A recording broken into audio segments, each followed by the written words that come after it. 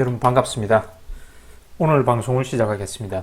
오늘 방송할 내용은 그동안 역시 몇 번 했던 내용이지만 복습편. 이제 연말이 다가오니까 연말정산 대비해 가지고 세액 공제 받으려고 연금저축 해야 되냐, IRP 해야 되냐, 아니다. 이런 거는 장기간 도움기니까 결혼 주택 마련할 때 해지해야 된다. 그럼 손해다. 미국 직투를 해야 된다. 라고 얘기가 많잖아요. 그죠? 그래서 여러 번 역시 했지만 복습편에서 이제 요렇게 둘 중 하나 투자를 하다가 이제 우리는 투자할 수 있는 돈이 제한되어 있으니까 효율적인 계좌에서 투자해야 됩니다. 그죠? 그래서 요걸 할 것이냐 하다가 이제 중간에 결혼 주택 마련한다고 돈을 뺄 때 어느 계좌가 유리할까? 자, 복습편입니다. 역시 결론부터 얘기하자면 연금저축 펀드입니다.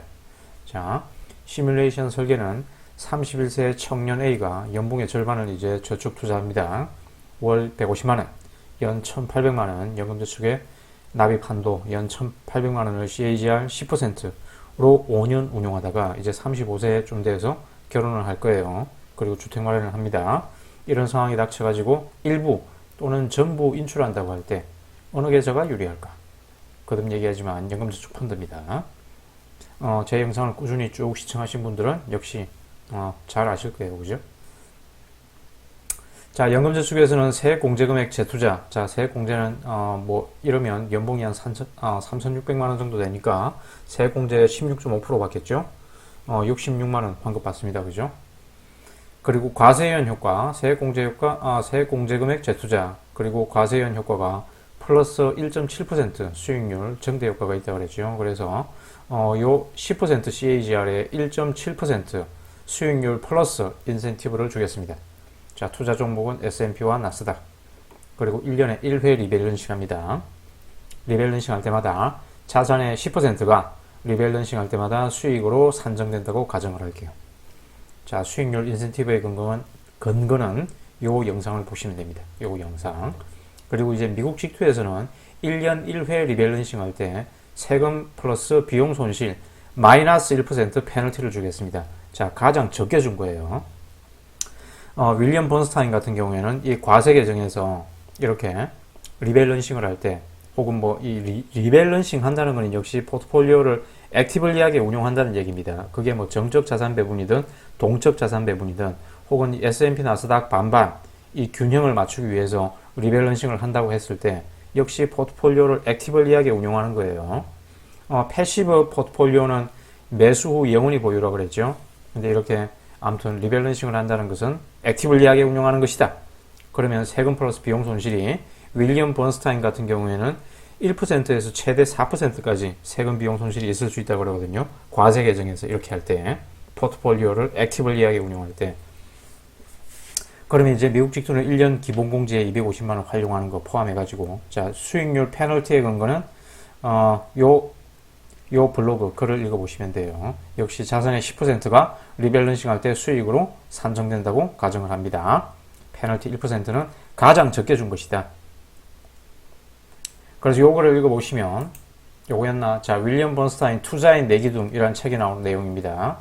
자, 이 윌리엄 번스타인이 한 얘기입니다. 자산 배분의 선구자예요.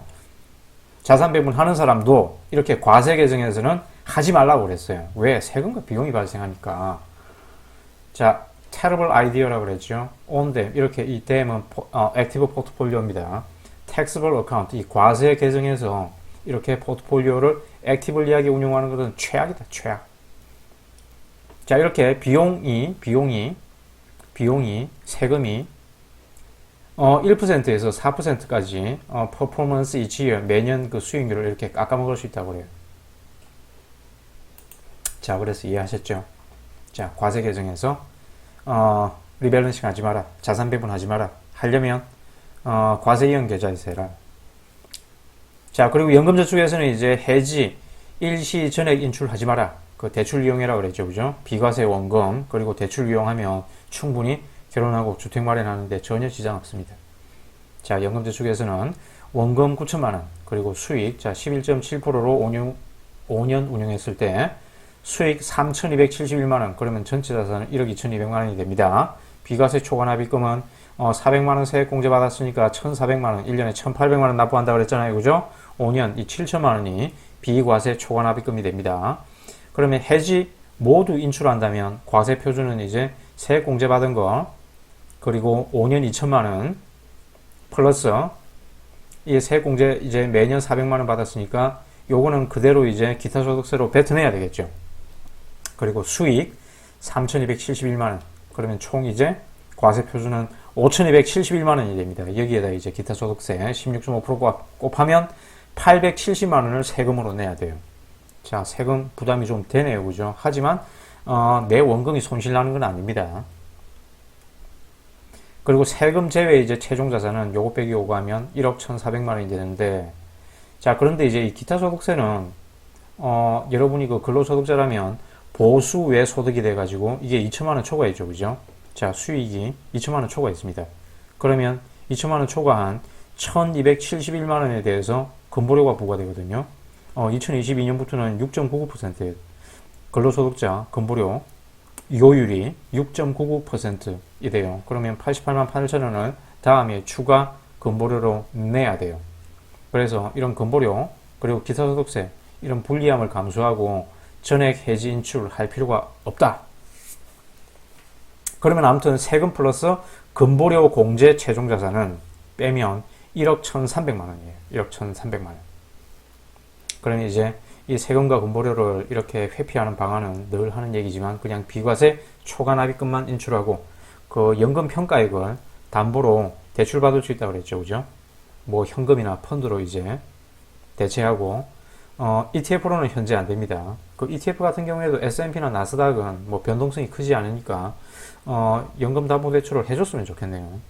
한번 건의를 해봐야 되겠습니다. 금융위원회에. 아무튼 연금 평가액을 현금이나 혹은 예금 그리고 펀드로 갖고 있으면 담보로 대출할 수 있습니다. 그러면 이제 결혼 주택 마련에 돈 필요하면 비과세 초과납입금 7천만원 인출 가능하다 그랬죠. 그리고 펀드로 전환하고 대출을 할 수 있거든요. 그럼 평가 금액의 50%까지 대출을 할 수 있습니다. 대출 금리는 미래세 기준으로 3% 정도가 돼요. 그러면 이제 2,600만원 절반 대출할 수 있다고 그랬죠. 그죠? 그러면 9,600만원을 확보해서 결혼과 주택 마련에 쓸 수 있다. 그리고 이제 대출 평가에 또 5,300만원은 펀드로 운용이 가능하겠죠. 하지만 미국 직도에서는 다 뽑아 써버리면 빵원입니다. 그죠? 빵원. 그래서 연금저축에서는 요렇게 하면 준조세 손실이 없다. 기타소득세 그리고 근보료 손실이 없다. 2,600만원에 대한 대출이자 연 78만원만 부담하면 된다. 그리고 이제 2년 안에 상환한다고 하면 2년 동안 대출이자 156만원만 부담하면 된다. 자, 미국 직도에서는 이제 역시 원금은 9천만원입니다. 수익은 2,300만원. 그리고 전체 자산은 1억 1,300만원. 전부 매도하고 모두 인출한다면 과세 표준액은 2,398만원이에요. 기본공제 250만원을 5년 이렇게 활용하면 1,250만원을 줄일 수 있거든요. 과세 표준을. 그럼 과세 표준이 이제 1,148만원이 되니까 양도소득세율 22% 곱하면 252만원이 세금입니다. 그럼 세금 제외 최종 자산은 1억 1,100만원이 되네요. 1억 1,100만원. 그러면 최종 자산 크기로만 비교해 볼 때 연금저축이 기타소득세, 근보료 다 두드려 맞아도 연금저축이 최종 자산 크기는 이기네요. 그죠? 자, 이깁니다. 연금저축에서 비과세 연금 플러스 대출을 이용한다면 대출이자 156만원만 부담하고 준조세가 회피 가능하니까 연금저축에서는 해지 청산할 필요가 없다. 연금저축 펀드에서는 해지 청산할 필요가 없다. 자, 요걸 정리하자면 자, 결혼주택 마련 비용을 어떻게 충당할 것이냐. 자, 요거는 이제 좋은 생각이 아니다. 좋은 생각이 아니다. 일시 인출하는 것은 좋은 생각이 아니다. 하지만 일시 인출을 하더라도 미국 직도보다는 160만원 더 벌었다. 그래서 비과세 연금과 대출을 이용하면 이제 9,600만원을 결혼주택 마련 비용으로 확보할 수 있다. 그리고 5,300만원이 남아있으니까 이걸로 다시 이제 운용할 수 있다. 하지만 미국 직도는 다 뽑아 써버렸기 때문에 모두 청산했기 때문에 새로 시작해야 된다. 오케이? 자, 잘 따라오고 있죠? 그런데 이제 실제 사례를 보면 그 우리나라에 흔히 연금저축이라 그러면 연금저축 보험가입자가 압도적으로 많습니다. 대개 이제 사회초년생 때 직장 취직했을 때 어리버리할 때 막 친척들 혹은 뭐 친구들 보험 설계사들 접근해가지고 세액공제된다고 연금저축보험 많이 가입하라 그러거든요. 그래서 연금저축보험을 많이 가입해가지고 연금저축 신탁은 요즘 이제 은행에서 더 이상 상품을 운용하지 않대요. 90% 이상이 연금저축보험을 가입했거든요. 그래서 대개 이런 사람들은 직장 취직하고 뭐 5년 내에 결혼한다 그러면 돈 필요해가지고 그리고 이 푼돈밖에 안 쌓여있거든요. 한 7년 정도 꾸준히 납입해야 원금 도달합니다. 사업비가 거의 10%, 월 납입금의 10% 빠져나간다 그랬잖아요. 그죠? 그래서 연금저축보험은 주택마련에 보태기 위해서 해지하는 경우가 많습니다. 그래서 연금저축보험은 해지율이 굉장히 높아요. 하지만 연금저축펀드는 자, 이제 이런 방법을 알았으니까 해지 안 하고 자, 결혼 축의금으로 일단 결혼비용 충당할 수 있고 그리고 주택마련은 대출로 충당해도 돼요. 대출로 어떻게든 뭐 충당합니다. 저도 저 집 살 때 연금저축펀드 해지하지 않았어요. 그리고 뭐 친구들도 제가 연금저축펀드 가입하라고 했던 친구들은 결혼할 때, 주택 마련할 때 해지 안 했습니다. 뭐 몇천만 원 쌓여있는 거 그거 해지하고, 이런 데 충당한다 그래도 푼돈이거든요. 대출 받는 게 낫습니다, 그냥. 그러면 이제 다시 연금저축의 이제 기초자산, 자, 결혼 비용으로 9,600만 원 쓰고 나서도 5,300만 원이 펀드에 남아있잖아요. 그죠? 자, 펀드에 남아있습니다. 그 펀드로도 역시 S&P와 나스닥을 운용할 수 있습니다. 그죠? 그래서 여기에 이제 매달 150만원 또 납입하고 요걸 기초자산으로 해가지고 근데 미국 계좌는 이제 빵원 돈 다 써버렸잖아요. 그죠? 그래서 매달 또 150만원 납입하고 동일한 방법으로 운용한다면 결과는 이렇다. 결과는 25년 운용한다면 31세 청년 A가 이제 60세 퇴직을 했을 때 36억 원 그냥 원화 1,000원으로 잡을게요. 환율 1,000원으로 36억 원이 쌓여있고 미국 직투는 16억 원이 쌓여있더라. 미국 직투는 이렇게 16억 원이 쌓여있더라. 그런데 이제 연금저축에서는 2,600만 원 대출 받았다 그랬으니 이거 갚아야 되겠죠. 그래서 그 대출 상환하는데 2년 소요된다고 가정하면 연금저축에서는 이제 2년은 이 대출 갚는데 썼으니까 이제 23년밖에 운용 못하겠죠. 그래도 최종자산은 28억이 남아있더라. 자, 23년만 운용하는 겁니다. 28억이 남아있더라. 자, 그래서 정리하자면 결혼 주택 마련 후 다시 투자를 한다면 연금저축에서는 5,200만 원으로 출발할 수 있고 미국 직투에서는 빵원으로 다시 출발해야 돼요. 그래서 자산 차이가 요렇게 나더라.